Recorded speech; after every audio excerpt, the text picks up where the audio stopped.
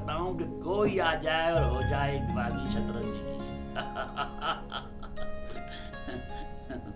हाँ नहीं, मैं आ जाता, मगर आप जानते हैं कि वो बीवी हमारी जो है ना बड़ा, हाँ, एतराज हर वक्त की कहाँ जा रहे हैं, शतरंज ये और वो मसला हो जाता है। अच्छा ठीक है, खुदा हाफिज। सुने 5 बज रहे हैं, हाँ? महविश अभी तक नहीं आई। क्या हो गया है तुम्हें? आ जाएगी, मुमकिन है यूनिवर्सिटी के बाद किसी सहेली के साथ चली गई हो। परेशान क्यों होती हो खामा? अस्सलामुअलैकुम बाबा। लो देखो आ गई हमारी बेटी, कितनी बड़ी उम्र है, अभी तुम्हारी अम्मा तुम्हें याद कर रही थी। कहाँ रह गई थी तुम? जब तुम घर से बाहर होती हो ना तो मेरे दिल में तरह तरह के ख्यालात और वसवसे आते हैं। अम्मी आप खामा परेशान होती रहती हैं। अब मैं कोई बच्ची तो हूँ नहीं जो घर का रास्ता भूल जाऊंगी। अरे बेटा, बच्चे चाहे कितने ही बड़े क्यों ना हो जाएं, माँ बाप के लिए बच्चा ही रहते हैं। और जब बच्चे बड़े हो जाते हैं ना तो उनकी फिक्रें भी बढ़ जाती हैं। मगर बेटा देर किस वजह से हुई? वो बाबा आज यूनिवर्सिटी में डिबेट कंपटीशन था। अच्छा, हाँ, क्या मौजूद था?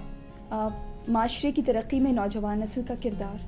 नौजवान नस्ल का किरदार, तुमने क्या दलाइल दिए?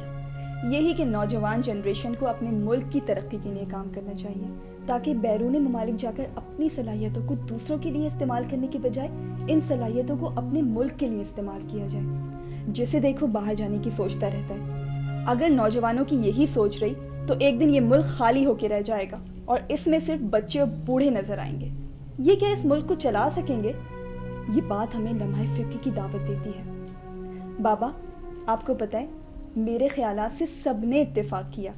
अगर आप वहाँ होते ना तो बहुत खुश होते। तमाम लोगों ने अम्मी बहुत देर तक तालियां बजाईं। बाबा, आपको पता है इस डिबेट पे मुझे फर्स्ट प्राइज भी मिला। Oh very good, well done, बड़ी खुशी हुई बेटा। थैंक यू बाबा। इसी बात पे बाबा नहीं भाई, अरे नहीं भाई, मजाक कर रहा हूँ।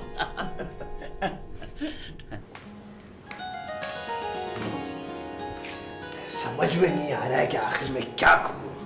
झूठ बोल बोल के झूठ भी सारे खत्म हो गए मेरे। कहीं वो दीवान और मीर खुदा ना खास्ता आन टपके तो फिर क्या होगा, मैं ये सोच रहा हूँ। खैर खुदा ना खास्ता देखा जाएगा, आने दो। शतरंज और कोड़ियों के अलावा कोई नई चाल ढूंढ निकाली है या किसी ड्रामे के डायलॉग याद कर रहे हो? अरे भाई बेगम, तुम्हारा भी जवाब नहीं है। तुम्हें तो आदत है हमारी बेबसी का मजाक उड़ाती हो। तुम्हें तो पता है कि हम अपने दोस्तों के बगैर खुदा न खास्ता जिंदा नहीं रह सकते। बेगम, ये दोस्त ही होते हैं जो एक दूसरे के दुख और दर्द के साथी होते हैं, जैसे हम दोनों, तुम और मैं। हाँ, आप तो जमाने भर के खुदाई फौजदार बने हुए हैं। सारे जहां का दर्द तुम्हारे जिगर में है। सारे जहां का दर्द तुम्हारे जिगर में है। सुभान अल्लाह, सुभान अल्लाह। यानी आपने तो नसर में शेर कह दिया। खुदा न खास्ता है। आप कहीं बाहर जाने के लिए पर तोड़ रहे हैं। इसको कैसे पता चला खुदा न खास्ता?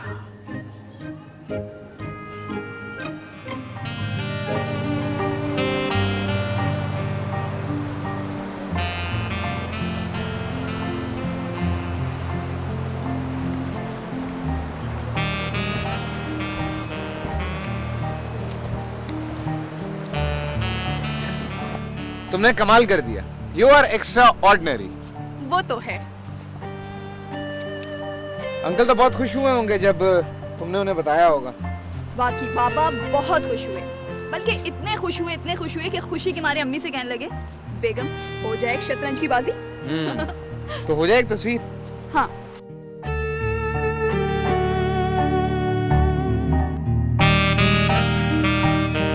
अब एक और।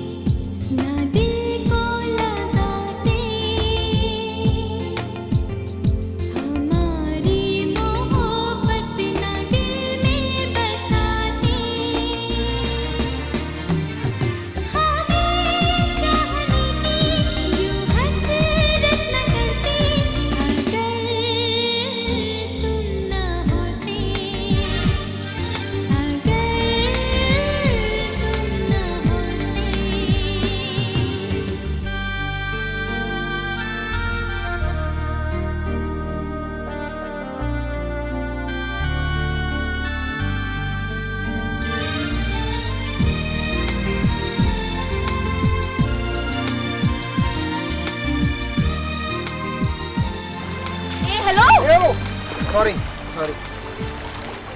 क्या है यार? फिर तुमने क्या सोचा? किस बारे में?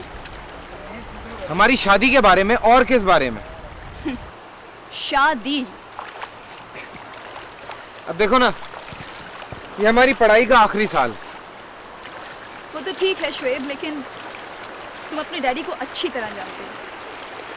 वो कभी एग्री नहीं होंगे इस शादी के लिए।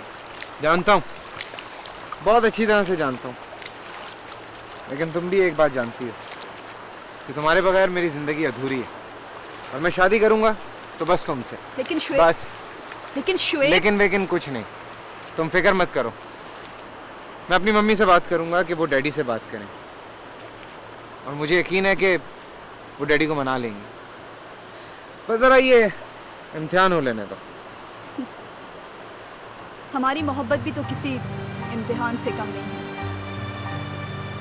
सच शुएब, मुझे अब ऐसा महसूस होता है कि मेरी जिंदगी एक वीरान जजीरे की मानंद होती अगर तुम ना होते।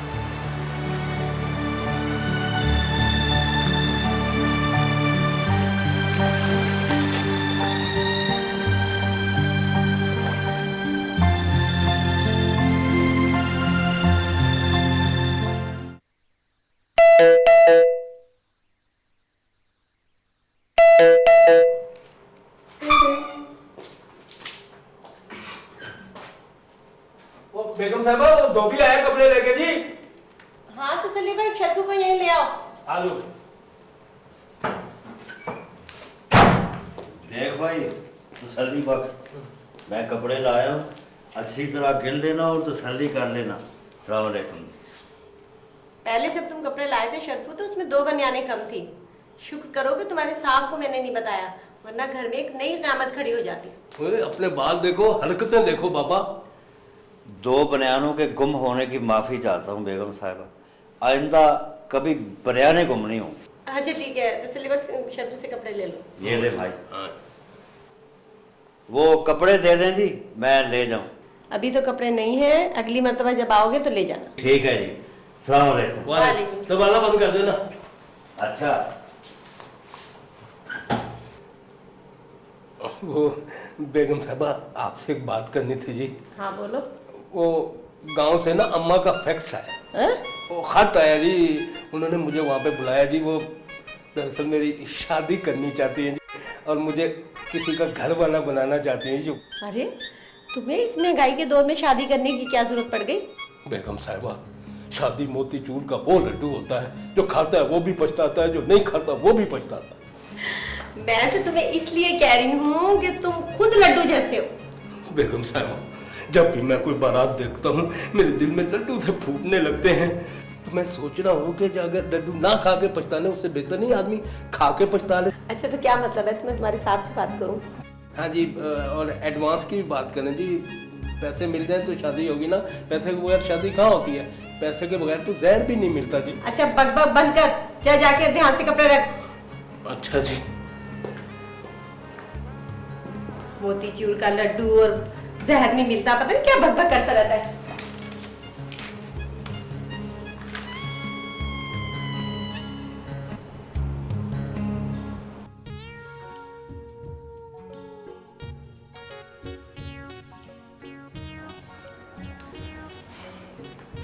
चंदा, चल आज मैं तुझे अपना शजरे नसब बताता हूँ। हाँ?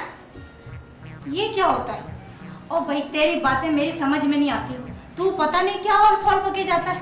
अल्लाह, किस जाहिल लड़की से पाला पड़ा है। पागल, शजरा का मतलब होता है किसी की हैसियत या मकाम। अच्छा, अब समझी। यानी तेरी हैसियत है नौकर की और नाम है तेरा शहनशाह। यानी रिश्ते में तो तुम नौकर हो और नाम है तुम्हारा शहनशाह। ऐसी भी कोई बात नहीं है, अल्लाह का शुक्र है, हैसियत तो हमारी भी बड़ी अच्छी थी, मगर वक्त और हालात ने हमें मजबूर कर दिया, वरना आदमी थे हम भी बड़े काम के। तुझे पता है, हमारा एक बाप था, इतना बड़ा बाप था, इतना बड़ा बाप था, इतना बड़ा बाप था, जब एक बच्चा शेर के लिए निकलता ना तो जवान हो जाता, लेकिन हमारा बाप खत्म नहीं होता था। पर किथों? क्या मतलब? भाई मतलब ये है कि बाघ था किसका? हमारे बाप के बाप यानी दादा का। चल झूठा ना होते, तेरी शौकियां मारने की आदत नहीं गई, शौक जाना होते। अच्छा छोड़, आज ये बता, मैं कोई नहीं लग रही हूँ ना? बिल्कुल क्वीन तो लग रही है, मगर कैरम बोर्ड वाली। चल मैंने तुझसे बोलती। तू तो खामखा नाराज हो जाती है। चल आज मैं तुझे ना अपने हाथों से तेरे जैसी प्यारी सी चाय बना के पिलाता हूँ। अच्छा फिर जल्दी कर।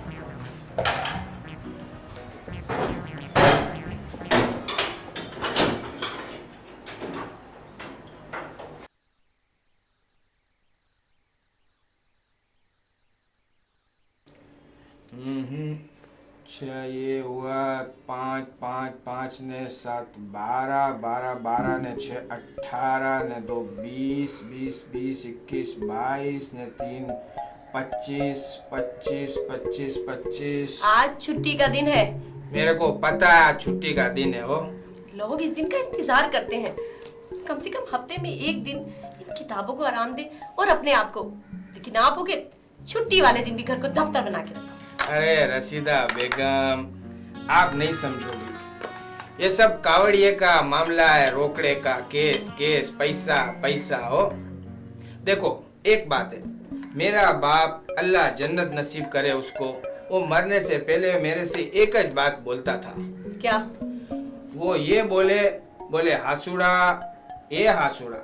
मैं बोलूं क्या है बापू? बोले बेटा फालतू बैठने से 2 पैसे का लॉस होएगा क्या? तो मैं अपने बाप की रूह को तकलीफ तो नहीं पहुंचा सकता ना फालतू बैठ के। ने भी आप भी कुछ काम करो, चाय बाय बनाओ, जब से शादी हुई है तब से बैठी पड़ी हो। ये लीजिए चाय। किस चीज की कमी है हमारे पास? अल्लाह का दिया सब कुछ तो है। ये बंगला, कारोबार, बैंक बैलेंस, और क्या चाहिए? अभी तो बहुत कुछ चाहिए रसीदा बेगम, बहुत कुछ।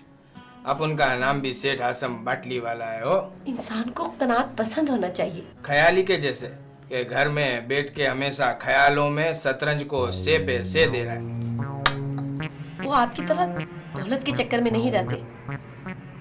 और वैसे भी वो एक अदीब है, उनका एक नाम है, मुकाम है।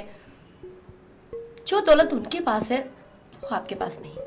अरे अपन को ऐसी दौलत नहीं चाहिए हो, अपन को चाहिए रोकड़ा रोकड़ा, जिधर 2 पैसे का फायदा हो। आपको तो समझाना ही बहुत मुश्किल काम है।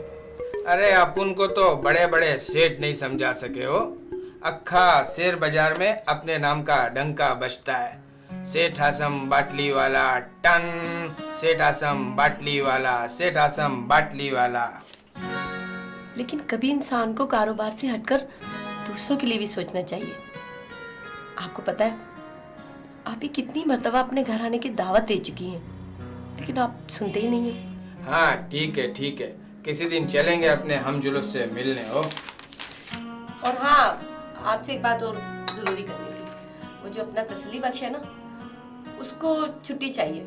शायद उसकी कोई शादी का सिलसिला है।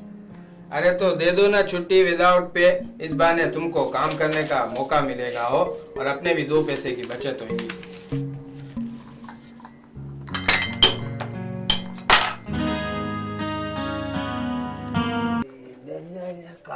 भाई कमाल है, सारा घर उलट पुलट कर दिया, हर चीज मैंने इधर से उधर कर दी, मगर हकीम बेदिल की किताब मुझे नहीं मिल रही है। ये हकीम बेदिल की किताब आखिर गई कहाँ? कहीं ऐसा तो नहीं है कि मैंने मीर साहब को दे दी हो? ये कौन सी किताब है? हर शाख पे उल्लू बैठा है। ये कोई बेगम खुदा खैर करे, काफी रात हो गई, तुम अभी तक जाग रही हो। भाई खुदा ना खास्ता अगर कोई तुम्हारी तबीयत वगैरह खराब है तो हम किसी डॉक्टर के पास तुम्हें लिए चलते हैं, या फिर तुम कहो तो हम अपने कदीम दवाखाने से कुछ अच्छी सी दवाइयाँ ले आए तुम्हारे लिए। मैं ठीक हूँ। वैसे कभी कभी इंसान को अपने अकेलेपन और तन्हाई का बड़ी शिद्दत से एहसास होता है। ये क्या कह दिया बेगम? यानी हमारे होते हुए आप अपने आप को तना और अकेला समझती हैं? बखुदा यकीन कीजिए, ये तो हमारी तौहीन है। हाँ खुदा ना खास्ता। वैसे लड़ने झगड़ने का ये मकसद थोड़ी है। जहाँ प्यार होता है वहाँ लड़ाई झगड़ा भी होता है। तो फिर ये सब क्या है? हम आपका मतलब नहीं समझे, खुदा न खास्ता। अब आप समझते क्यों नहीं?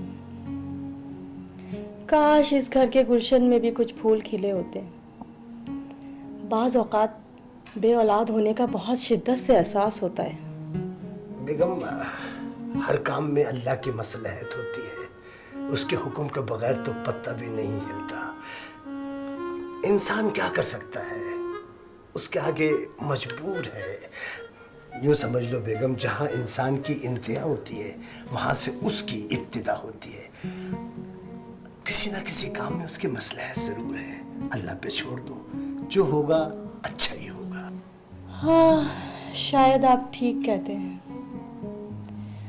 इसमें भी अल्लाह की कोई मसलहत होगी। बाज़ दफ़ा आप बातों बातों में बहुत बड़ी बात कह जाते हैं। भाई शुक्र है बेगम, हमारी कोई बात तो आपको अच्छी लगी, वरना अक्सर हमने देखा है आप हमारी अक्सर बातों पे नाराज हो जाती हैं। खुदा न खास्ता। आप अब तक क्या करते रहे?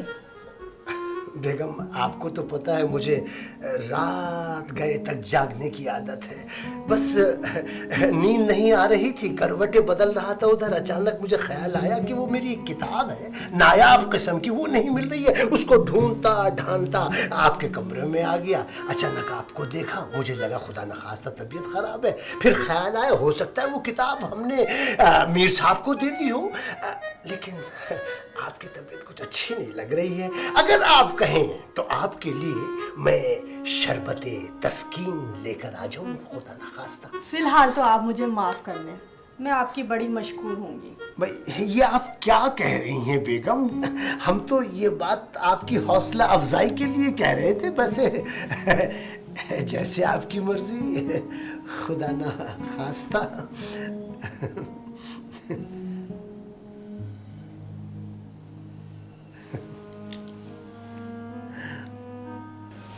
दाग दिल के तुम्हें दिखाएं क्या, किस्से दर्द हम सुनाएं क्या। आहा, जरा वो देना भाई पानी। वाह, कमाल करते हो, वाह यार ख्याली। ये तो शतरंज की बाजी में मात देना और कहानी में मात देना तो थी, और ये क्या तुमने ये अब ये शायरी में मात देनी शुरू कर दी हैं? अमा शायरी तो हमें छूकर नहीं गुजरी, कभी कभार किसी का एक आध शेर याद आ जाता है तो सुना देते हैं। भाई हम तो शतरंज के बादशाह हैं, शतरंज के। आप देख रहे भाई साहब, ये बेगम बादशाह गुलाम और पैदल के साथ हाथी घोड़ों की फौज लेकर घर पर सवार हुए हैं। अच्छा आप छोड़े इनकी बातों को, आप ले न खाएं, आराम से। तानिया बेटी, अरे तुम भी तो कुछ लो। लेते रही हूँ आंटी, आप चाहे जो कुछ भी कहें, अंकल तो मेरे आइडियल राइटर हैं। देखा देखा बेगम, ये हुई ना बात। हाँ मैं भाई, तुम लोगों की स्टडी का क्या हाल है? इस बार पोजीशन लेने का ख्याल है या नहीं? जी बिल्कुल अंकल, कोशिशें तो जारी हैं। अच्छा खैर भाई, ये बातें तो होती रहेंगी। ये करामतुल्लाह आज कहाँ रह गए? कमाले, उन्हें तो पहले खाने बुलाया था, खाने पर भी नहीं आए। खैर छोड़ो, मेरा ख्याल ये है कि आज हमारी और आपकी एक बाजी हो जाए। कमाल करते हो भाई। ना ना भाई, ये बादशाहों शहनशाह और नवाबों का खेल है, हमारे बस की बात नहीं है। हाँ भाई जभी तो रियायत से कह रहे हैं खेलने के लिए, क्या करें जब तक खाने के बाद एक आध बाजी शतरंज की ना खेल लें, यकीन मानो शुजात खाना हजम नहीं होता। तानिया, हम लोग अपने रूम में चलते हैं। आओ।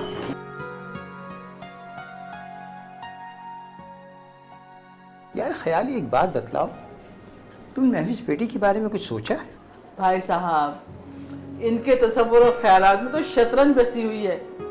उससे निजात मिले तब बेटी के बारे में सोचे ना। अरे भाई, शहंशाह, शहंशाह।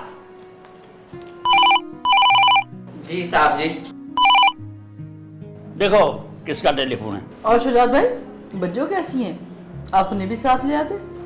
भाई भाभी, बच्चों जो हैं वो फिरासत के घर भी हैं। साहब जी, हाँ। वो चंगेज खान का, हमारा मतलब है आपके दोस्त है ना चंगेजी साहब, उनका फोन था। बस शुजात मियाँ, अब मजा आएगा। देवा शुजात भाई, करामतुल्लाह का नाम सुनते ही कैसे इनकी बातें खिल उठी, जैसे कोई इनका बहुत बड़ा इनाम निकल आया हो। बस शुजात मियाँ, अपना तो काम बन गया। चलिए साहब, अब हमें भी इजाजत दीजिए, वक्त काफी हो गया। जाओ भाई, तुम तानिया पूरा करो। जी अच्छा बेगम साहिबा। बस मियाँ बस, वाह, अब हम होंगे और शतरंज होगा, न कोई खुशी होगी न रंज होगा।